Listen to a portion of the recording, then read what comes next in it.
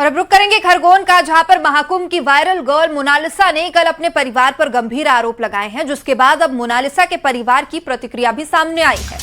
परिजनों ने मोनालिसा की तरफ से लगाए गए आरोपों को उनके परिवार ने सिरे से खारिज कर दिया। मोनालिसा के माता पिता ने फरमान खान पर ब्लैकमेलिंग का आरोप लगाते हुए कहा कि उनकी बेटी दबाव में।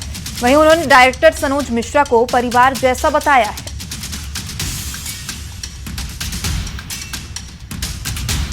झूठ बोल रही है, वो बचने के लिए कर रही। मेरा आदमी, मेरा परिवार मेरे साथ में रहता था सर। तो उन्हें माला भी पहनाया, हम दोनों जन माला भी पहनाया उनको। और देखो हम दोनों जन साथ में रहते थे, मेरे 4 बच्चे हैं। ये सब झूठ बात है, वो सब सिखा के कह रहे सर। ये तो बात जब सब झूठ है, पूरी झूठ है, क्योंकि सनोज मिश्रा सर उसको बेटी मानता था और बेटी मानता है, क्योंकि मैं 24 घंटा हर फिल्म में, उन्होंने 2 फिल्म ली, हर जगह गया तो साथ में गया, मैं फैमिली को लेके गया। ये सारी बात झूठी है सर। और जो भी बोल रही ना हो कि मैंने बच्चों उनको पाला, अब बाप कहाँ से 4 बच्चों को रोड पे फेंक देगा। मेरी घरवाली साथ में हमेशा रहती है, कभी कभी कमाने चले जाते, यही होता है। दरअसल कल मोनालिसा का एक वीडियो सामने आया था, जिसमें मोनालिसा ने अपने माता पिता पर गंभीर आरोप लगाए थे। मोनालिसा ने कहा था कि माता पिता सिर्फ दिखावा कर रहे हैं, उन्हें सिर्फ पैसों से मतलब है। वहीं मोनालिसा ने डायरेक्टर सनोज मिश्रा पर भी गंभीर आरोप लगाते हुए कहा था, वो मेरे लिए परिवार को डरा धमका और भड़का रहे हैं।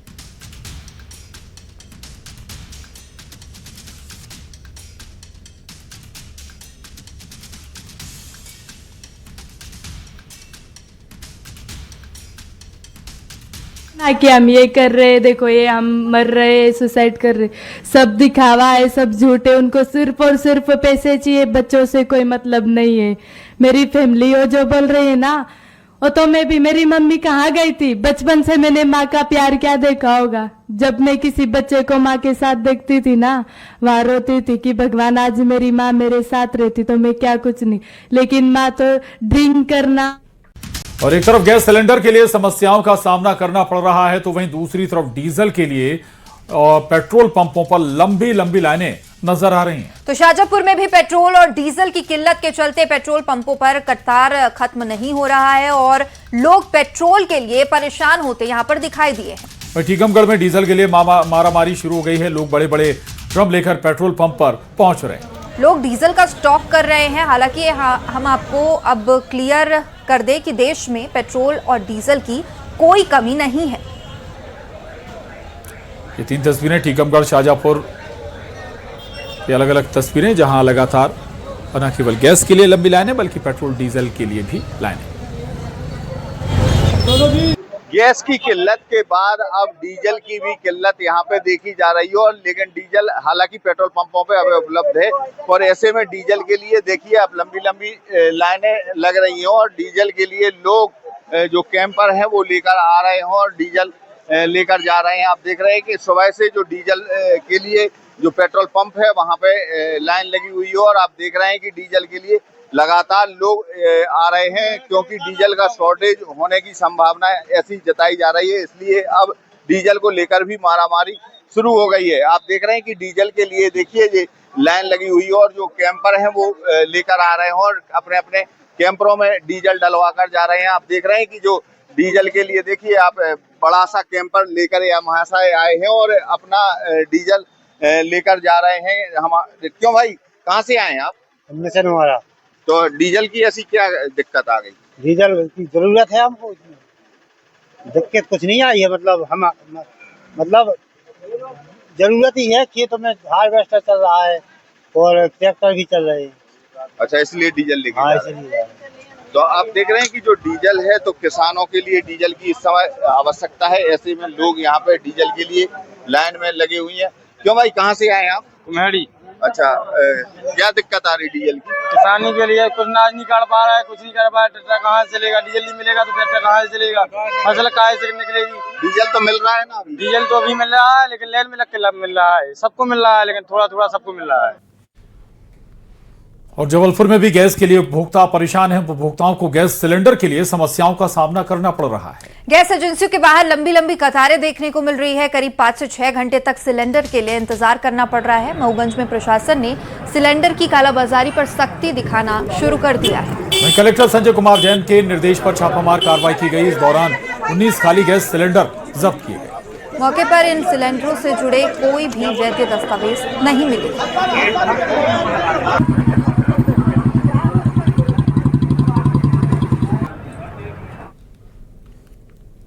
अवैध रूप से भंडारण करके और कालाबाजारी की जा रही है गैस की। कलेक्टर महोदय के निर्देश पर आज तहसीलदार साहब और टीआई साहब के साथ छापेमारी कार्रवाई की गई है।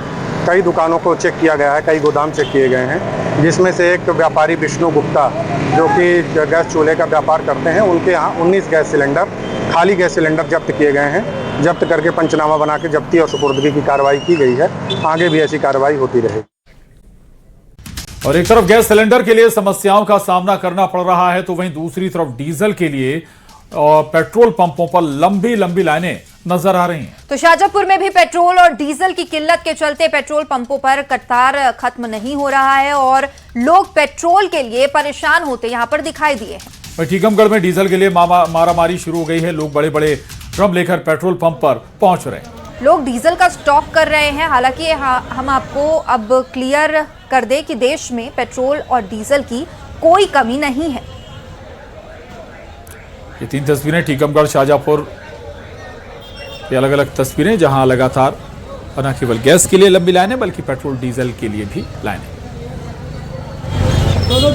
गैस की किल्लत के बाद अब डीजल की भी किल्लत यहाँ पे देखी जा रही है। और लेकिन डीजल हालांकि पेट्रोल पंपों पे अब उपलब्ध है और ऐसे में डीजल के लिए देखिए अब लंबी लंबी लाइनें लग रही हैं और डीजल के लिए लोग जो कैंपर हैं वो लेकर आ रहे हैं और डीजल लेकर जा रहे हैं। आप देख रहे हैं कि सुबह से जो डीजल के लिए जो पेट्रोल पंप है वहाँ पे लाइन लगी हुई है और आप देख रहे हैं कि डीजल के लिए लगातार लोग आ रहे हैं, क्योंकि डीजल का शॉर्टेज होने की संभावना ऐसी जताई जा रही है। इसलिए अब डीजल को लेकर भी मारामारी शुरू हो गई है। आप देख रहे हैं कि डीजल के लिए देखिए ये लाइन लगी हुई है और जो कैंपर हैं वो लेकर आ रहे हैं और अपने अपने कैंपरों में डीजल डलवा कर जा रहे हैं। आप देख रहे हैं कि जो डीजल के लिए देखिए आप बड़ा सा कैंपर लेकर यहाँ से आए हैं और अपना डीजल लेकर जा रहे हैं। हम क्यों भाई, कहाँ से आए हैं आप? हमारा तो डीजल की ऐसी क्या दिक्कत आ गई? डीजल की जरूरत है हमको, दिक्कत कुछ नहीं आई है। मतलब जरूरत ही है। खेतों में हार्वेस्टर चल रहा है और ट्रैक्टर भी चल रहे हैं। अच्छा, इसलिए डीजल लेके हाँ, जा रहे हैं। तो आप देख रहे हैं कि जो डीजल है तो किसानों के लिए डीजल की इस समय आवश्यकता है। ऐसे में लोग यहाँ पे डीजल के लिए लाइन में लगे हुए हैं। क्यों भाई, कहाँ से आए आप? कुम्हेड़ी। अच्छा, क्या दिक्कत आ रही डीजल की? किसानी के लिए कुछ अनाज नहीं काट पा रहा है, कुछ नहीं कर पा रहा है। ट्रैक्टर कहाँ से चलेगा? डीजल नहीं मिलेगा तो ट्रैक्टर कहाँ से चलेगा? फसल कहाँ से निकलेगी? डीजल तो मिल रहा है ना अभी? डीजल तो अभी मिल रहा है, लेकिन लेन में लग के मिल रहा है। सबको मिल रहा है, लेकिन थोड़ा थोड़ा सबको मिल रहा है। और जबलपुर में भी गैस के लिए उपभोक्ता परेशान हैं। उपभोक्ताओं को गैस सिलेंडर के लिए समस्याओं का सामना करना पड़ रहा है। गैस एजेंसियों के बाहर लंबी लंबी कतारें देखने को मिल रही है। करीब 5 से 6 घंटे तक सिलेंडर के लिए इंतजार करना पड़ रहा है। मऊगंज में प्रशासन ने सिलेंडर की कालाबाजारी पर सख्ती दिखाना शुरू कर दिया है। वहीं कलेक्टर संजय कुमार जैन के निर्देश पर छापामार कार्रवाई की गई। इस दौरान 19 खाली गैस सिलेंडर जब्त किए गए। मौके पर इन सिलेंडरों से जुड़े कोई भी वैध दस्तावेज नहीं मिले।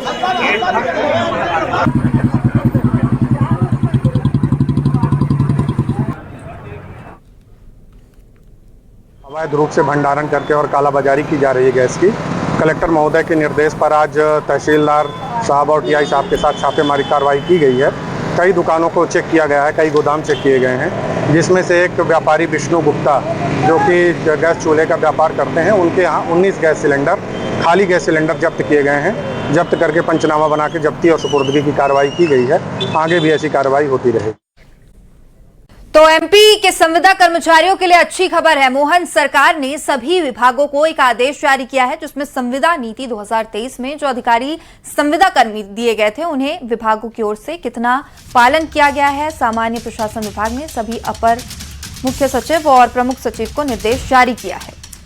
और सचिव को निर्देश जारी कर संविदा नीति की क्रियान्वयन की स्थिति की जानकारी मांगे और साथ ही संविदा कर्मियों पर नीति लागू होने की स्थिति स्पष्ट करने के निर्देश भी दिए। बता दें कि पहले निगम और मंडल को इसे अपने स्तर पर लागू करने का अधिकार दिया गया था, लेकिन अब सरकार इसके वास्तविक क्रियान्वयन की समीक्षा कर रही है।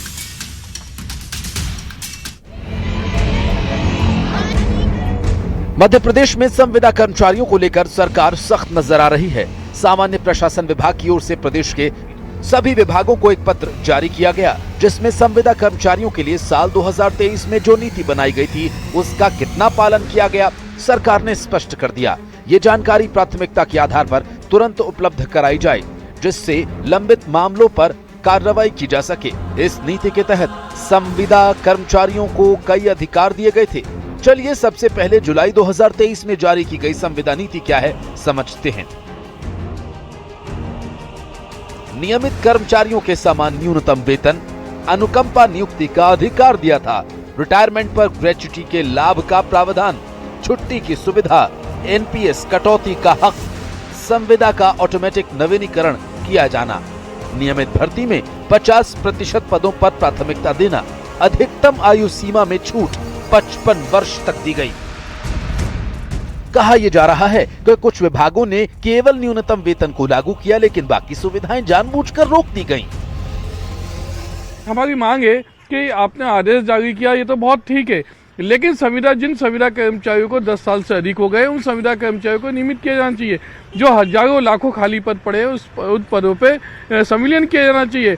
संविदा कर्मचारियों का वर्तमान में आधा वेतन दिया जा रहा है और जो सेवानिवृत्त हो चुके हैं और जिनकी मृत्यु हो चुकी है उनको अभी तक अनुकंपा नियुक्ति और ग्रेच्युटी नहीं मिली। संविदा नीति के हक के लिए कई मामले कोर्ट तक भी पहुंचे। सरकार के आदेश पर अब एमपी में सियासत तेज हो गई है। कांग्रेस का आरोप है कि बीजेपी की करनी और कथनी में अंतर है। उधर बीजेपी का कहना है कि संविदा नीति और नियमों में लगातार सुधार किया जा रहा है। 2009 से अब तक की घोषणाएं जो है लंबित हैं। आप मुझे बताइए, जब सरकार एक तरफ कहती है कि हमारे पास 1 लाख करोड़ का सरप्लस बजट है और उसके बावजूद भी जो है जितनी देनदारियां हैं और जितनी अपेक्षाएं हैं वो पूरी नहीं की जा रही हैं, इसका मतलब ये है कि जो सरकार है कुल मिला के बुक एडजस्टमेंट पर काम कर रही है। यदि सरकार के पास सही मायनों में संसाधन होते तो उन घोषणाओं को पूरा करने में क्या समय लगता। फिर देखा है कि संविदा आधार पर जब लोग लंबा समय 5 साल 10 साल काम करते हैं तो स्वाभाविक है ऐसी परिस्थिति में उनके आगे के जीवन को लेके भी कई उनके प्रश्न खड़े होते हैं। तो इसीलिए संविदा की शर्तों में, नियमों में समय को देखते हुए, आवश्यकता को देखते हुए क्या परिवर्तन हो सकते हैं, क्या नहीं हो सकते, इसके सुझाव लिए जाते हैं। तो ये विकास का एक क्रम है। फिलहाल सरकार के आदेश से संविदा कर्मचारियों में एक उम्मीद तो जागी है। अब देखना ये होगा कि विभागों की ओर से क्या जानकारी दी जाती है। भोपाल से शैलेंद्र सिंह की रिपोर्ट, न्यूज़ 18।